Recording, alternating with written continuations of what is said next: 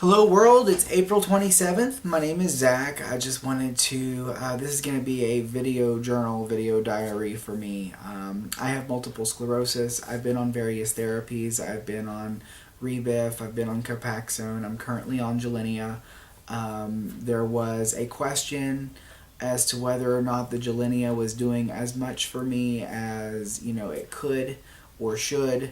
And so there was, my doctor mentioned Tysabri and said that maybe I should look into that. They tested me for the JC virus antibodies, which is like a virus that most of us have been exposed to at some point in our lives.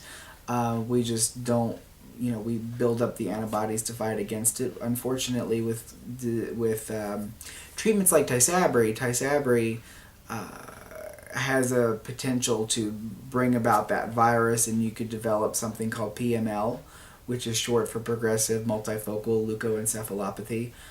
In that situation, if somebody develops that disease, it's usually fatal, or it leaves you severely disabled and paralyzed and whatever. So, but anyway, my antibody titers, which I didn't know was a thing, are evidently way too high for me to really consider Tysabri. The risk for that illness would be pretty high, so I'm not going to be considering Tysabri. Tecfidera is another medication that's on the market, or that, it hasn't been out very long, but it is something to consider as far as a different therapy is concerned.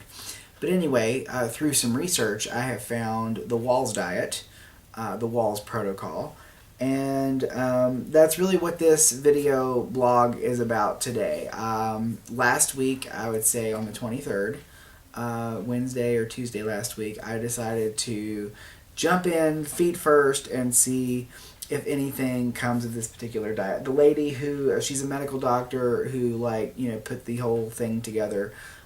She was actually diagnosed with secondary progressive MS. She was in a tilt recline wheelchair, did a bunch of research over time and whatnot, and she managed to turn her life around with secondary progressive MS, and I think it's pretty impressive. So, worst case scenario, I lose some weight on this diet.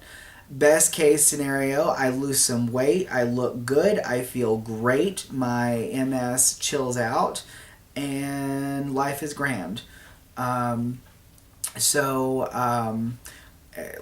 I've eaten a lot of vegetables. The diet basically consists of going completely gluten-free, which is kind of difficult, but I'm okay.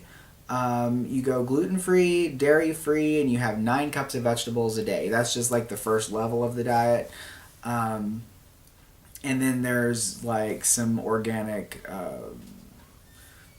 regulation, so to speak. The idea is to get as close to homegrown as you can, that sort of thing. I'm not really stressing too much about the meat. Maybe I should, to fully implement the Wahls Protocol, but I'm just kind of going with the meat that I have available. But I'm definitely making an effort to.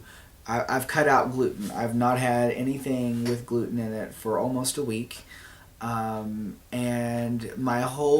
after reading her book, Terry Wahls' book, I have a completely different perspective on how I look at food.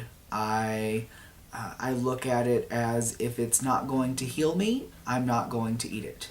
At least for 3 months. We'll see how long this lasts. I am the kind of guy who loved my candy. I do miss my candy. But I also would like to keep my myelin intact. So we'll just see what happens.